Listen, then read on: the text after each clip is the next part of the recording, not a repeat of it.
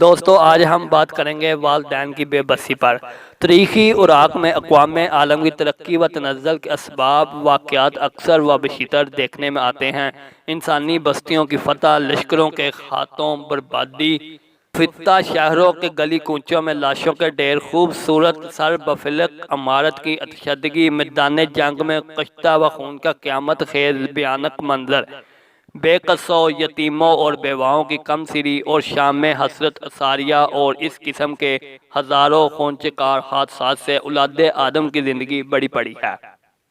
مطالعہ کرنے والا جو ہر انسانیت سے عاری نہ ہو تو ہر واقعہ پر خون کے آنسو بہائے بغیر نہیں رہ سکتا۔ یہ انسانی ہمدردی کا مسئلہ ہے جس کو خونی رشتے کی بندھنوں سے آزاد سمجھنا چاہیے۔ یہی وجہ ہے کہ ہم کسی کے مصیبت کے حالات ہمیشہ دل تھام کر پڑھتے ہیں، کیوں نہ کہ احساس ہمدردی خالق ہم کو قونصلی، ملکی بلکہ ہر طرح کے امتیازات سے پاک کر دیتا ہے۔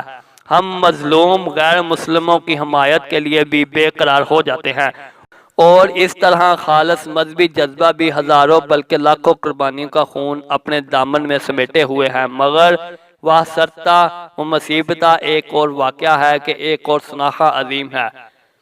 غم پہا کی ایک مظلوم داستان ہے، ایک دکھڑا ہے جس کا کوئی امداد نہیں، ایک مغلوب و مقہور خاموش فریاد ہے جس کی کوئی دادرسی نہیں۔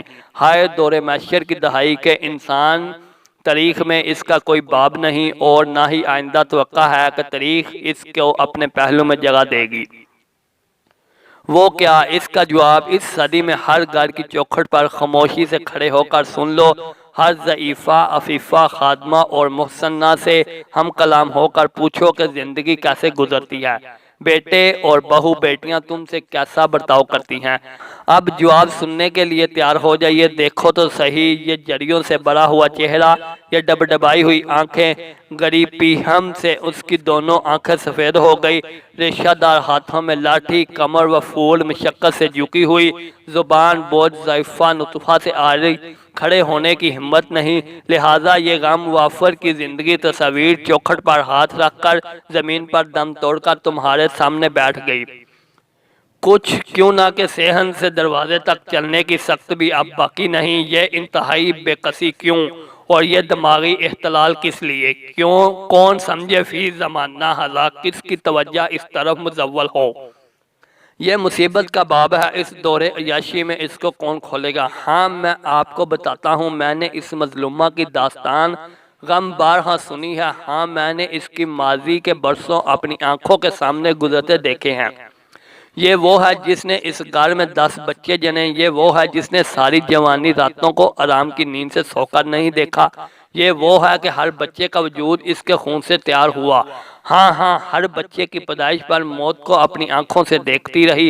اس نے تو کئی سال اپنے بچوں کو پیار سے تھپکایا اور بیمار بچوں کو اپنی چھاتی سے چمٹا کر سلایا۔ یہ وہ ہے جو پیروں اور فقیروں پر اپنے بچوں کی خاطر ہر چیز قربان کرنے پر تیار ہو جاتی تھی، یہ منتیں مانتی، یہ چڑھاوے چڑھاتی، یہ دین فروشی بھی کرتی۔ یہ حکیموں، ڈاکٹروں، کاہنوں، سنیاسوں اور رمل و نجوم کے ماہرین سے فالین بھی لیتی، اور ساتھ ساتھ ہر لمحہ خدائے قدوس کے حضور میں رو رو کر دعائیں بھی کرتی۔ اس کی جوانی کی تمام قوتیں اس گھر کی خدمت میں اخطاط پذیر ہوئی، اس گھر میں غریبانہ پہننا فاقہ کشی تک برداشت کی، پھر جوان بچوں کی شادی پر اپنی مالی طاقت سے بڑھ کر خرچ کرتی رہی، مگر آج یہ غم و عالم کا مجسمہ بن گئی ہے۔ اس کی حالت مخروش ہو رہی ہے، اس کا دل نڈال ہو رہا ہے۔ یہ کیوں؟ آئیے کسی ہسپتال کے پاس سے گزریے، وہاں ایک بڑے بورڈ پر جلی قلم سے یہ الفاظ لکھے ہوں گے: ہارن بجانا منع ہے، تاکہ مریضوں کے دل اور دماغ پر آواز کی چوٹ نہ لگے اور ان کی کمزوری میں اضافہ نہ ہو۔ آئیے اب قرآن حکیم کھولیے اور حکیم متلقہ کے حکیمانہ ارشاد پر غور فرمائیے۔ اگر تیری زندگی میں ان میں سے ایک یا دونوں بڑھاپے کو پہنچ جائیں بھی نہ کہو اور نہ ان کو جھڑکو اور ان سے ادب سے بات کرو۔ اے نوجوان، تیرے والدین جنہوں نے تیری پرورش میں اپنی زندگی کے شب و روز گزارے، آج وہ تیری خدمت کرتے کرتے مضمحل ہو گئے ہیں۔ ان کی عقل میں خلیان، ان کی ہمتیں پست، بینائی، شنوائی اور باقی ہر طرح کی قوتیں ناکارہ ہو گئی ہیں۔ گویا اب یہ ایسی مرض میں مبتلا ہو گئے ہیں کہ جس کا کوئی علاج نہیں۔ ہاں، ملک الموت کی آمد ہی اس مصیبت سے ان کی جان بچا سکتی ہے۔